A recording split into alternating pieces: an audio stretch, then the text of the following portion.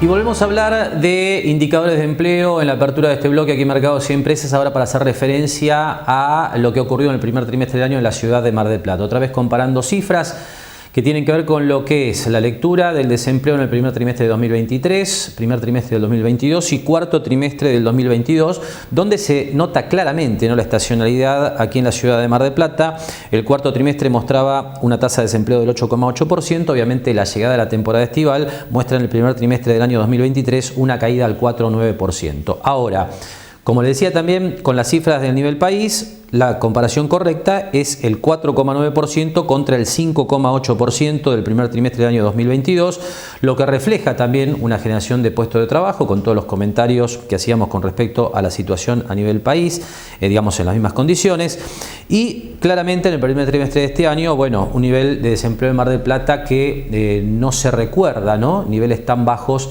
en los registros que ha publicado sistemáticamente el INDEC en las últimas décadas. Realmente un nivel de desempleo bajo del 4,9%, donde obviamente, volvemos a reiterar, seguramente el problema que van a destacar los trabajadores es el problema de los ingresos reales, lo que tiene que ver con el poder de compra de los salarios, que realmente se ha reducido mucho en los últimos tiempos por el impacto de la tasa de inflación.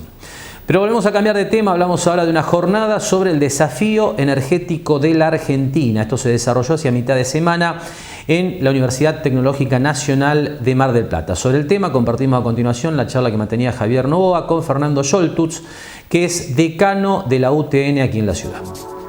Bueno, esta es una jornada que se vino pensando hace un tiempo, dado que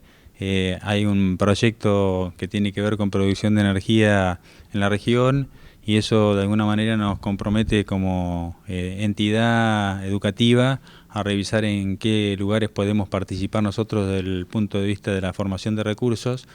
y entendemos en conjunto con los distintos actores que una de las cosas que es importante como para realizar algún diagnóstico es estar lo suficientemente informados. Entonces, en ese sentido, en conjunto con una fuerte colaboración del Instituto Argentino del Petróleo y del Gas,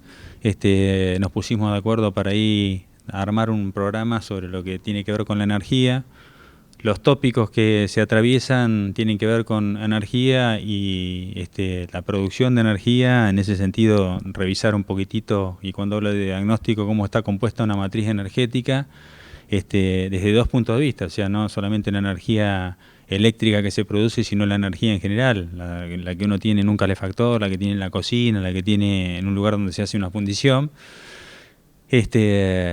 cómo está compuesta la matriz en la Argentina y la comparación con lo que sucede con otros países,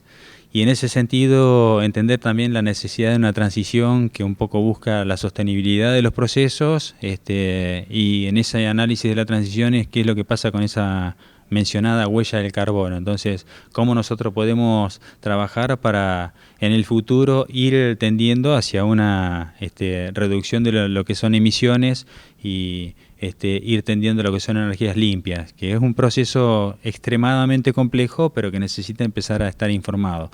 Los tópicos por lo que se pasa son, entonces, reconocer cómo está compuesta la matriz, hacer una mirada de cómo se debería hacer o cuáles son las características de un proceso de transición, revisar fuentes de energía, lo que son renovables y no renovables, hacer un paso por lo que es la eficiencia energética, analizar un poquitito, en particular la energía nuclear, y después hacer un cierre con el tema, una pequeña introspección en el tema de la producción offshore. Si bien hay muchos oradores, ¿qué tipo de sectores, quiénes participan de estas charlas? Bueno, la convocatoria fue amplia. Nosotros quisimos que estén actores políticos. En ese sentido hemos invitado a diversos miembros, como por ejemplo la presidenta del Consejo Deliberante, gente del municipio, inclusive intendentes, el propio de Mar del Plata y de la zona. Hemos invitado a alguna fuerza política como de acuerdo a lo que la interacción que tenemos, después lo que son organismos, entidades, todas, lo que ha sido Prefectura, el Consorcio Portuario, SENASA, INIDEP, todas las universidades, y desde luego siempre pensado para el ámbito productivo, con lo que implica también y su relación con los gremios. Pero bueno, más allá de tener una idea de trabajar con ese, digamos, grupo de actores, la idea está pensada para que sea una charla que pueda ser abordada por el público en general y que pueda llegar a la comunidad. Nosotros hoy la estamos transmitiendo por streaming con ese objetivo. Y por supuesto, uno de los temas centrales en lo que tiene que ver con esta jornada sobre el desafío energético de la Argentina, organizado por la UTN Mar del Plata, fue el proyecto de exploración offshore, ¿no?, de la costa marplatense en búsqueda de petróleo. Usted sabe que allí las obras de exploración comenzarían a partir del mes de diciembre, con lo cual realmente desde el punto de vista económico y social hay gran expectativa acerca de lo que puede ser el resultado de esas etapas exploratorias. De cualquier manera, esta jornada sobre energía fue mucho más amplia. Allí se discutió la matriz actual en materia energética de la Argentina y también su proyección futura. Sobre este tema, Fernando Scholtus nos comentaba lo siguiente. Sí, es muy amplio. De todas maneras, más allá de que uno habla de litio, hidrógeno, como lo que son las energías limpias, yo creo que justamente lo que hace falta conocer es una matriz, cómo está compuesta esa matriz, qué porcentaje representan, y entender un poquitito también la migración hacia cierto tipo de energía, como por ejemplo, no sé, hoy se tocó el tema en una de las charlas de lo que significa tener un auto eléctrico y qué pasaría con los autos a gasolina, y no es un cambio ni que se pueda hacer de la noche a la mañana, y cada uno de esos pequeños cambios tiene sus bemoles. O sea, el tema es abordar la temática y que ese abordaje de la temática permita por lo menos a la comunidad y a los distintos actores poner en una mesa de debate el tema, como para empezar a pensar en todo caso políticas públicas con buena información, y nosotros desde el lugar que nos toca, que es el sector académico, comprometernos sobre todo con lo que hace falta desde el punto de vista de formación. Que este tipo de charlas se efectúen en Mar del Plata justamente en la previa a una exploración offshore es fundamental, imagino. Sí, entre otras cosas tiene que ver con eso. Nosotros entendemos que justamente es como que hay de alguna manera yo diría dos visiones de la misma temática, una visión productiva y una visión en todo caso ambiental, que a veces no siempre van de la mano. Nosotros en este caso tenemos justamente carreras productivas y tenemos una carrera que toca el lado ambiental, y entendemos que son cosas que tienen que convivir, y desde el punto de vista de justamente tomar decisiones en ese sentido, creo que lo que hace falta de vuelta es información y poder poner las cosas en una mesa de debate. Justamente hace más de un año, cuando se empezaba a hablar de todo esto, una de las mayores críticas era la falta de información. Bueno, estas charlas apuntan justamente a eso, ¿no? A tapar ese hueco que ha quedado. Sí, exactamente. No solamente a tapar ese hueco, sino también a hacer un puntapié en este tipo de actividades y que de repente permita empezar a juntar a los actores. Hoy han venido muchos, vino la gente de producción del municipio, por ejemplo, vinieron actores políticos, vino gente del consorcio portuario, vino gente de la producción, del clúster de energía, de los astilleros, y entender que para producir hace falta energía es una realidad. La pregunta que hay que hacerse es cómo y de qué tipo, y nosotros cómo podemos colaborar para que eso pase de manera eficiente y organizada. Siempre que se piensa en energía y medio ambiente de la mano, en Argentina suena difícil por lo pronto, pero ¿se puede ir revirtiendo poco a poco esa imagen? Yo soy de la idea de que sí, después los hechos lo dirán, pero digamos que la verdad es que una de las cosas que a veces uno tiene que tratar de ser es abierto en ese sentido al diálogo y entender que para, más allá de respetar lo que tiene que ver con ambiente, nosotros somos celosos de eso, tenemos como lema el tema de mirar el mar y trabajar sobre la sostenibilidad de las actividades con lo que eso implica, pero también somos conscientes de que una de las cosas que tenemos que hacer como país para que verdaderamente mejoren algunas de las condiciones tiene que ver con producción, y la producción sin energía no se puede hacer. Se trata de la 13ª subida consecutiva de los tipos de interés desde diciembre de 2021 y el nivel más elevado de los mismos desde 2008, como parte de la incesante batalla del Banco Central contra la inflación. El índice de precios al consumo del Reino Unido se incrementó en un 8,7% interanual en mayo, superando las expectativas, con la inflación subyacente alcanzando el 7,1% y la del sector servicios el 7,4%. ambas en máximos desde marzo de 1992. El Banco de Inglaterra no descartó incrementos posteriores de los tipos de interés si las presiones inflacionarias persisten. La economía británica registró un crecimiento del 0,2% intermensual en abril, pero la persistente inflación y las consecuentes medidas tomadas por el Banco Central disipan las posibilidades de evitar una recesión. El mercado inmobiliario ya refleja los crecientes costes de las hipotecas y el precio medio nacional de la vivienda disminuyó un 1% interanual en mayo, lo que supone el primer descenso desde 2012. Según el Instituto de Estudios Fiscales, los crecientes costes de las hipotecas debido al aumento del tipo de interés podrían provocar que 1,4 millones de británicos perdieran un 20% de su ingreso disponible.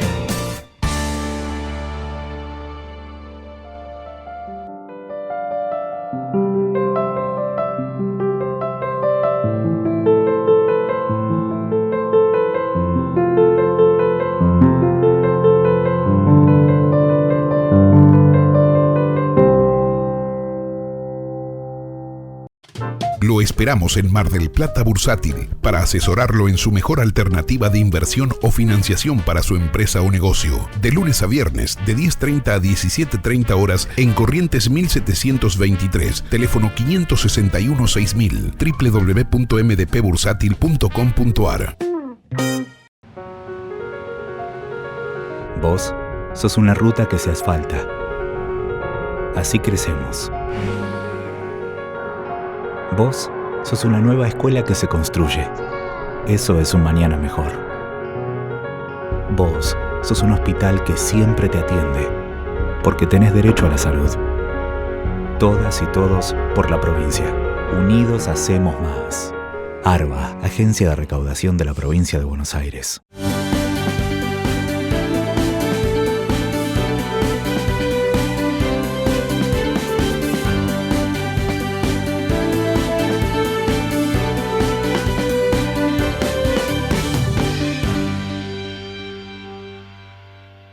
Jauregui Berry Di Genaro y Asociados. Asesoramiento jurídico tributario. Rawson 1857, segundo piso. Teléfono 410-7666 o 410-7999. Me mata el dolor de cabeza. Dolor de cabeza, vómitos, vértigo y agitación al respirar pueden ser síntomas de intoxicación con monóxido de carbono. Hace controlar periódicamente todas las instalaciones y artefactos a gas natural por un gasista matriculado. Ventila permanentemente los ambientes donde funcionan artefactos a gas natural. No corras riesgos. El monóxido de carbono mata.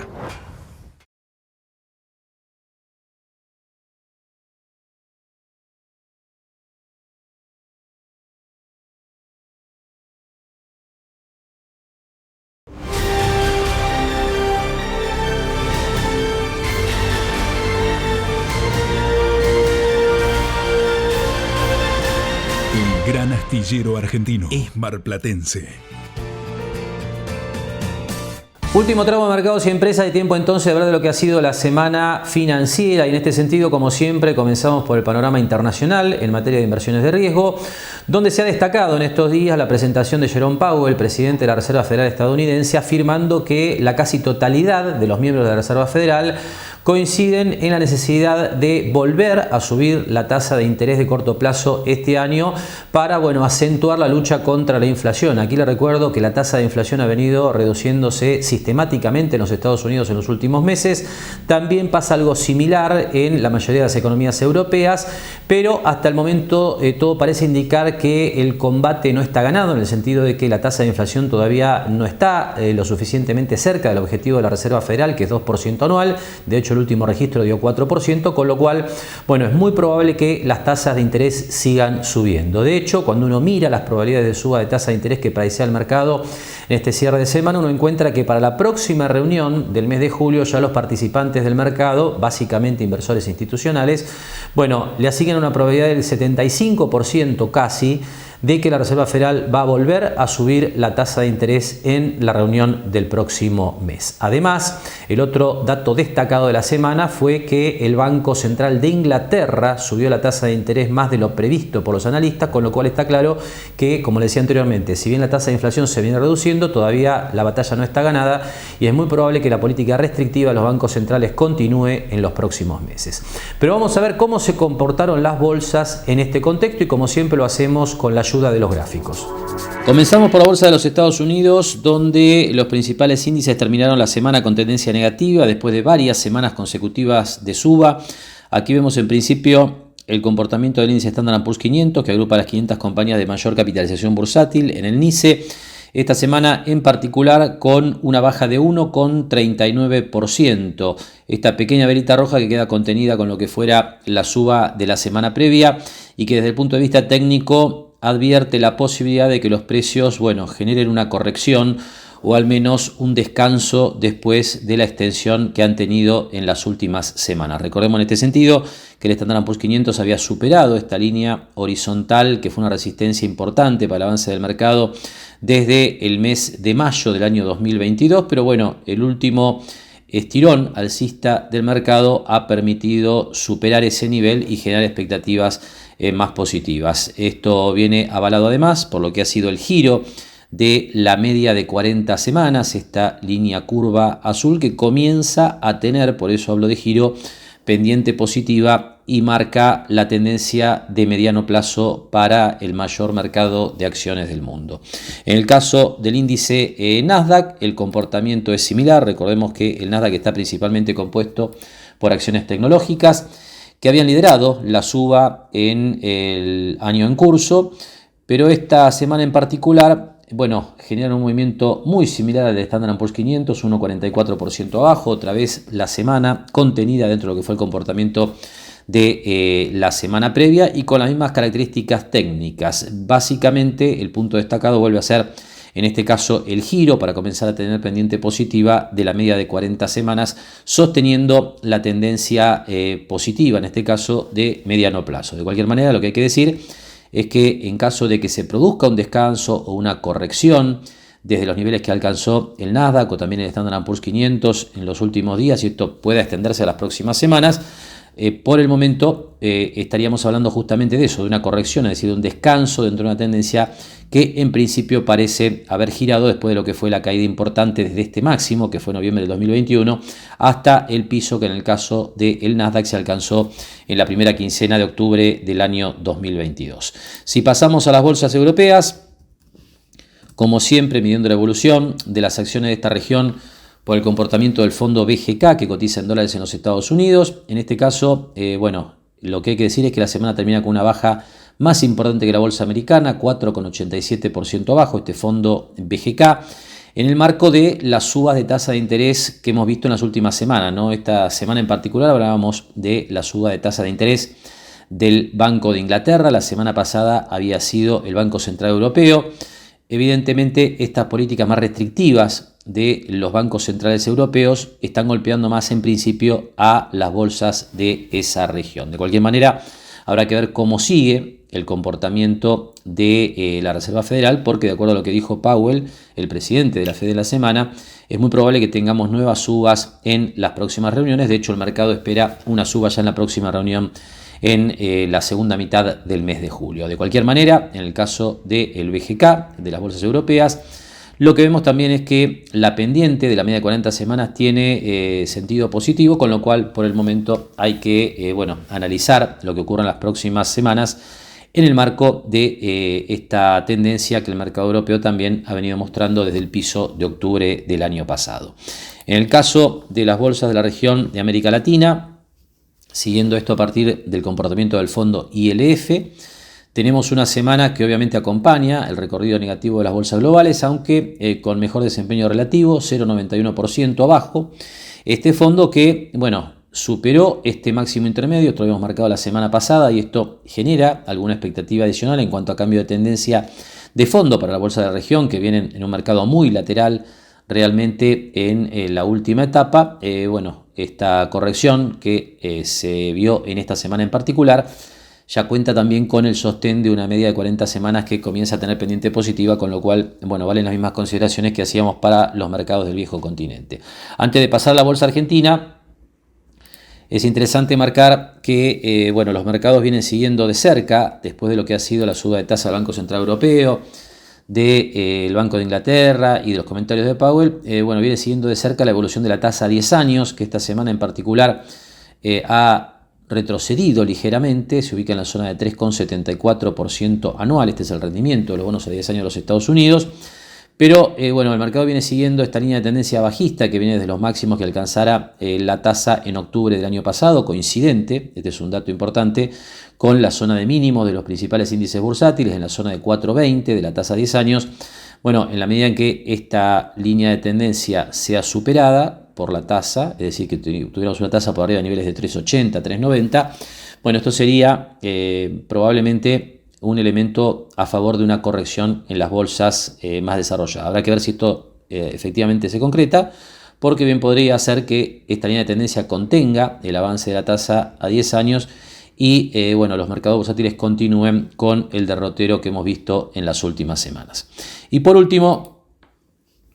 la bolsa argentina, que ha tenido una semana con mucho movimiento realmente, se habló mucho en esta semana muy corta, tuvimos solo 3 jornadas de operación en Argentina, 4 en los Estados Unidos, solo hubo feriado el lunes allí en el NYSE y en el Nasdaq,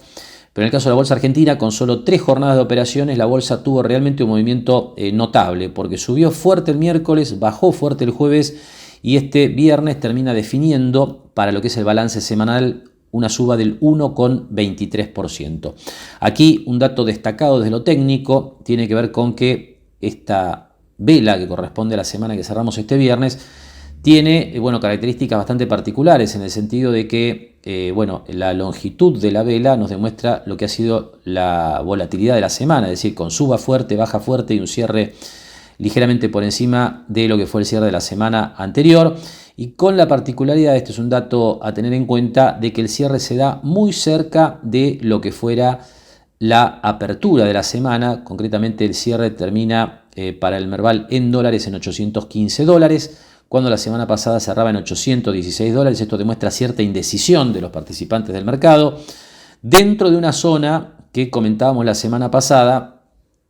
puede presentar alguna dificultad desde el punto de vista técnico y que tiene que ver con este hueco que marcábamos ya la semana pasada, que corresponde a la primera jornada, a la apertura de los negocios después de las PASO del año 2019, donde se produjo la mayor caída de la historia de la bolsa argentina. Ahí, si usted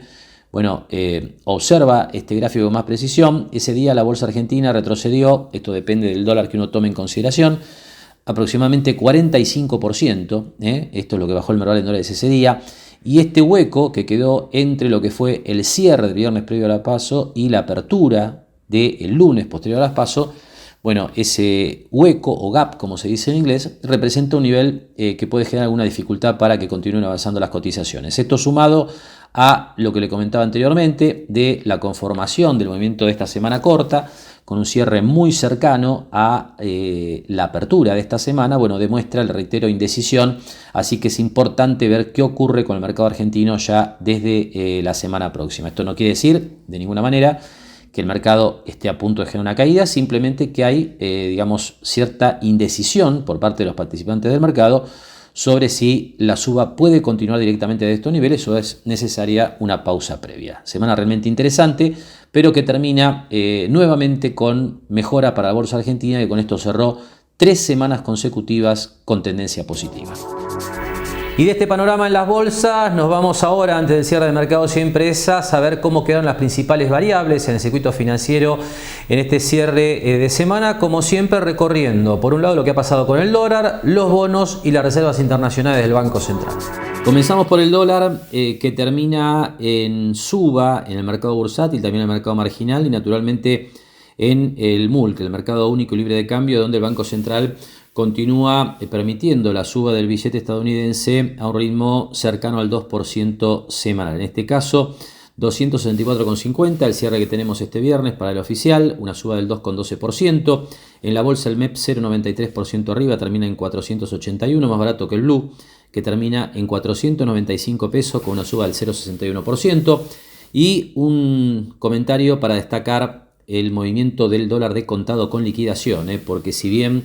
el gobierno continúa interviniendo en lo que tiene que ver con el mercado de bonos para contener la suba del dólar MEP, no logra hacer lo mismo con el dólar de contado con liquidación, que ya supera ampliamente los 500 pesos. El último registro que tenemos es de 520 pesos, con una suba semanal de 2,60%. Esto tiene que ver con el precio relativo que existe entre los activos que cotizan en la Argentina y los mismos activos cotizando en los Estados Unidos, por ejemplo, un bono o un CDR, donde el tipo de cambio que se está pagando cuando uno compra esos activos y compara su cotización con la que simultáneamente se observa en los Estados Unidos, bueno, justamente arroja este registro de 520 pesos por dólar. En el caso del mercado de bonos, se plegó a la tendencia positiva de la bolsa de las últimas semanas. Se observó esta semana en particular un mejor movimiento en el mercado de bonos en dólares con legislación local que lo que se observó en el caso de las acciones. Hay una opinión bastante generalizada en el mercado de que los bonos a estos precios están más baratos en términos relativos que las acciones después de la fuerte suba que han tenido las acciones justamente en los últimos meses. Esta semana en particular se ajusta algo de esa diferencia, 12,61% arriba el Bonar 2030 con legislación local, la suba más importante entre los títulos con legislación argentina, pero todos con tendencia positiva realmente significativa en esta semana corta que cerramos el viernes. Y por último, el stock de reservas internacionales del Banco Central, realmente una variable que sigue preocupando porque la caída es muy sostenida. Esta semana corta en particular, las reservas retroceden 574 millones de dólares y terminan en 31.274 millones de dólares. Así quedan entonces las cosas en este cierre de semana en el circuito financiero argentino, con las reservas internacionales, como siempre le decimos, como la variable clave, ¿no?, en esta coyuntura, y con la expectativa puesta en las gestiones del equipo económico de Sergio Massa y bueno, sus resultados ante el Fondo Monetario Internacional, con la intención de adelantar los desembolsos del fondo para con la Argentina del segundo semestre del año. A partir de allí, bueno, lo que pueda pasar con los vencimientos que la Argentina ha postergado de los días 21 y 22 de junio para intentar regularizar la situación financiera del país ante el mismo Fondo Monetario Internacional. Con este comentario estamos cerrando. Le agradecemos que nos haya acompañado una semana más con Mercados y Empresas. Nos despedimos, como hacemos habitualmente, hasta el próximo sábado a la hora 18. Gracias y muy buen fin de semana.